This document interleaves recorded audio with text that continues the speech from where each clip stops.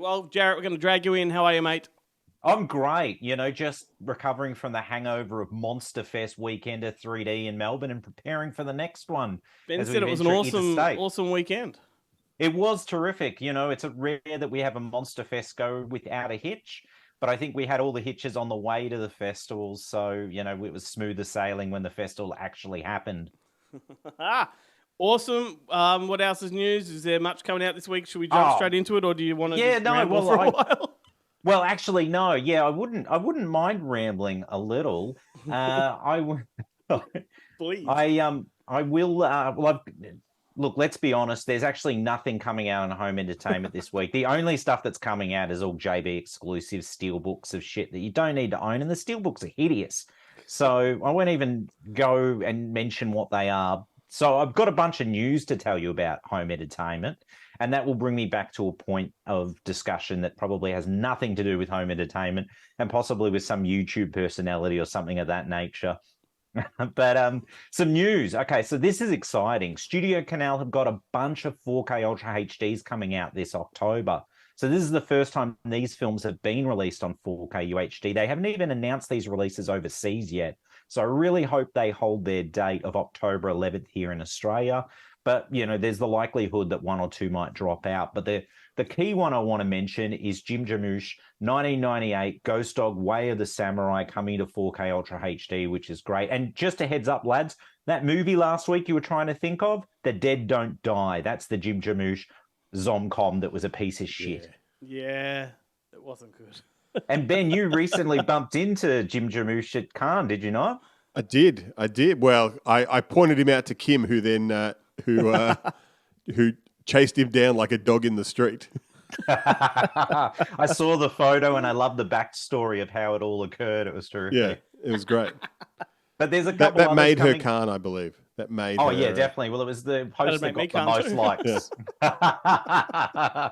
There's a couple other 4K UHDs coming from Studio Canal on that date of October 11th. There's U571, the submarine action movie. Who wanted that?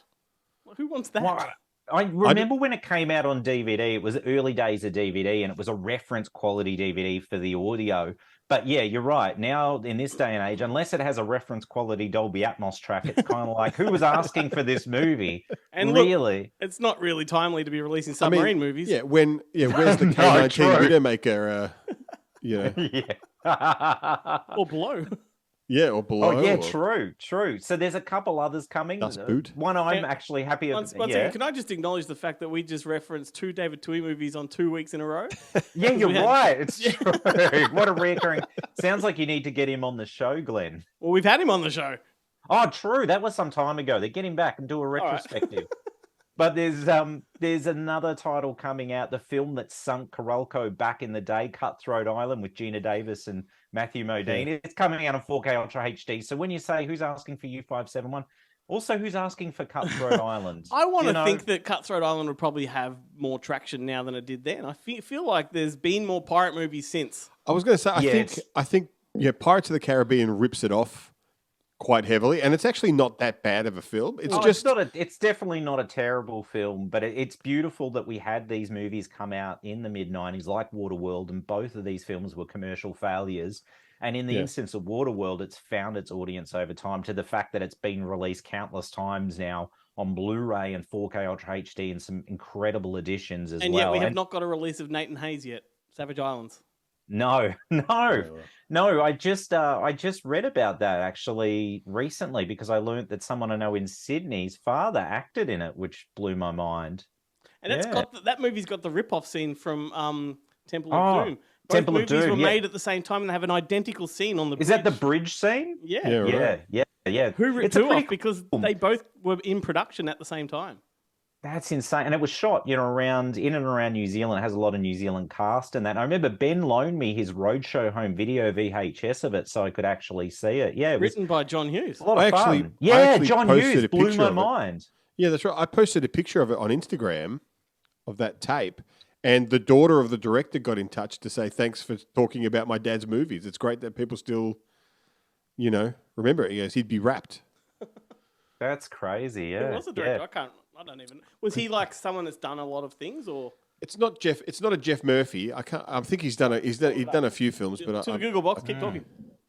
Yeah, so there's a couple others coming from Studio Canal. There's the Nicole Kidman Innocence redo, The Others. So that's coming out on 4K UHD. So that's actually one that I'll upgrade because that was just like a 6-cent rip-off, wasn't it? Well, a redo of the Turn of the Screw, which had been done, countless times, best done sort of by the Innocents. But yeah, it was, one of those timeless sort of stories that gets, turned over every few years by the BBC or something into a TV movie as well. This director he's done like a lot of movies, but what was the one I just saw? But not one good movie. Is that what you're going to say? His daughter might be listening. Oh, yeah, sorry. Apologies. What was it? Nathan Hayes. It was Spy Maker, I think. With Jason Connery. Yes. Where was it? And Glenn Ford. Is that the one that's based on an Ian Fleming novel? Yeah, it's the Ian Fleming story. The Secret Life of Ian Fleming. That's right. I remember seeing that on video back in the day. Yeah. Do you remember? It was one of those. They played it constantly on Channel 31. It must have been like that. Did it somehow get into the public domain? Yeah. And they're just like, let's just play the living shit out of that. Yeah, it was always on at lunchtime. Okay, so there's another one too. Everyone's favorite exiled sex offender Roman Polanski. His Academy Award winner, The Pianist, is finally coming to 4K Ultra HD. I think I've mentioned it a few times because the date's been shifted over the course of about a year. So that one's scheduled to release in October 11th. No word yet as to whether Roman Polanski will be coming out to Australia to do a promotional sort of tour. So how is it? I just think we need more 4K Harvey Keitel penis. No. This is The Pianist, not the piano. This is the it's the other one. It's the Adrian Brody one. Yes.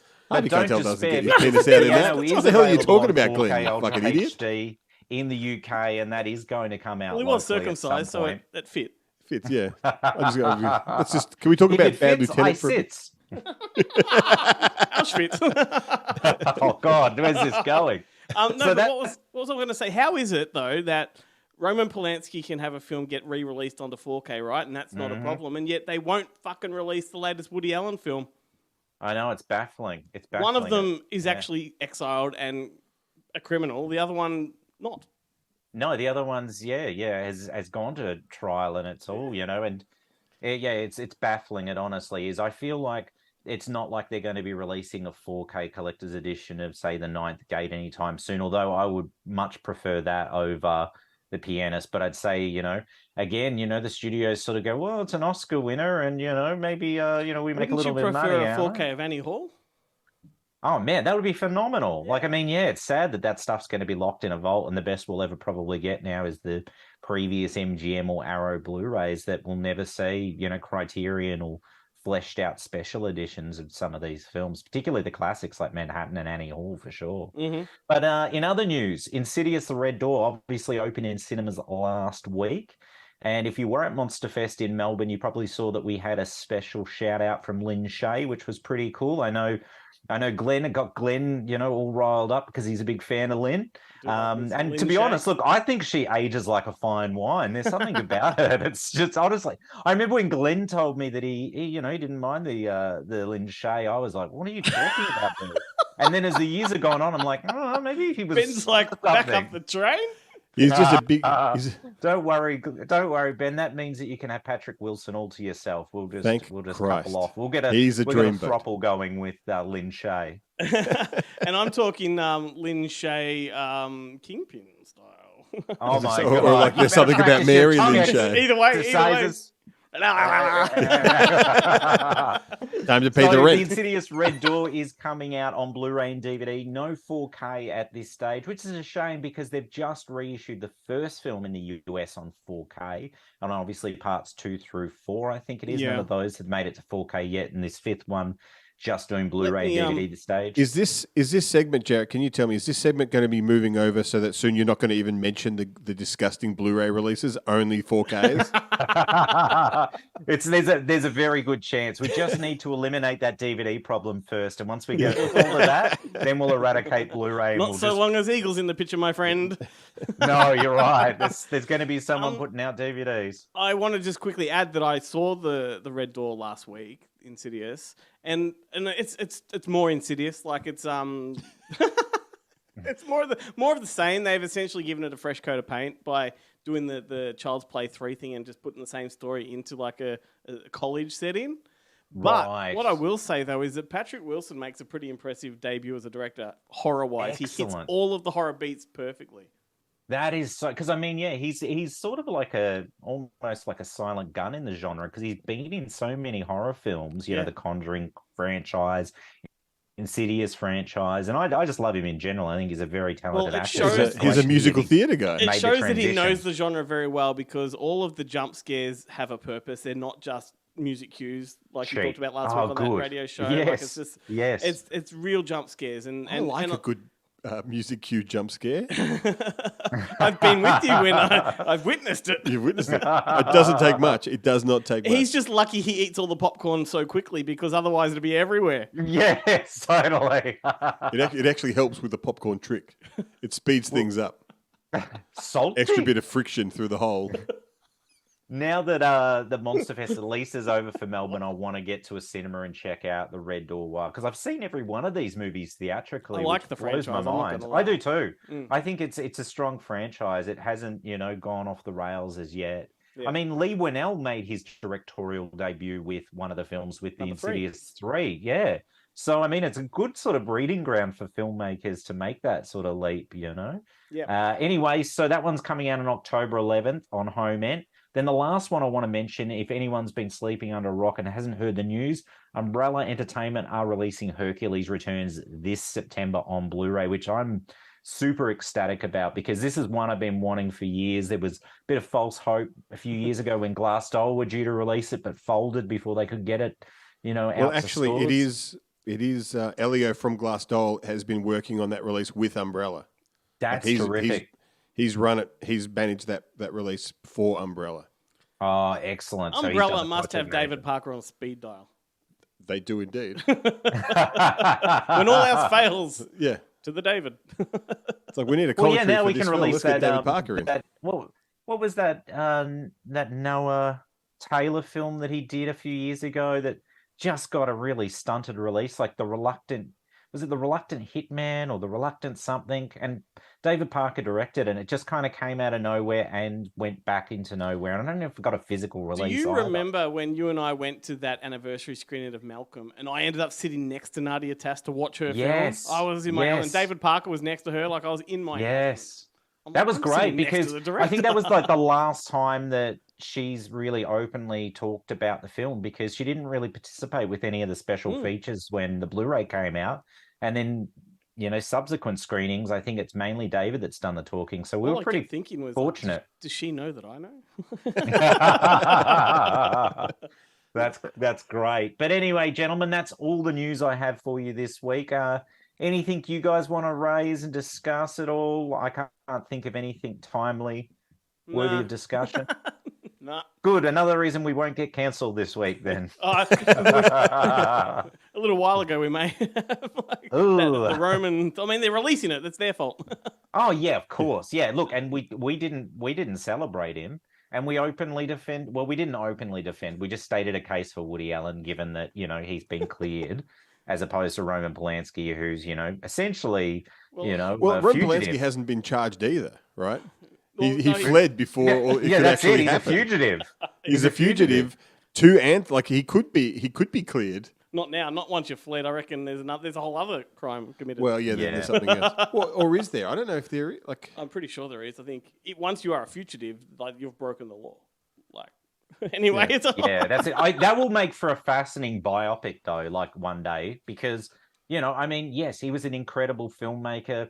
The last 20 odd years of his career, not so great, but, the early period of his work Fearless is Vampire phenomenal. Killers for the win. I mean, look, the reality is if you start cancelling films because their directors do sketchy shit, there then goes Hollywood. yeah, there's Oh, no films God, left yeah, to watch. absolutely. We're left with so few films, and surprisingly, the films that we'll be left with will likely be like, the teen sex comedies where everything was actually above board. And Yeah. suddenly it's like, oh, the Oscars wishes to, acknowledge the films of 1983. And then suddenly we're just seeing clips from Porky's Revenge or something. Yeah, Revenge of the Nerds 2. That would be fine by me. All right, gentlemen, until next time, stay physical.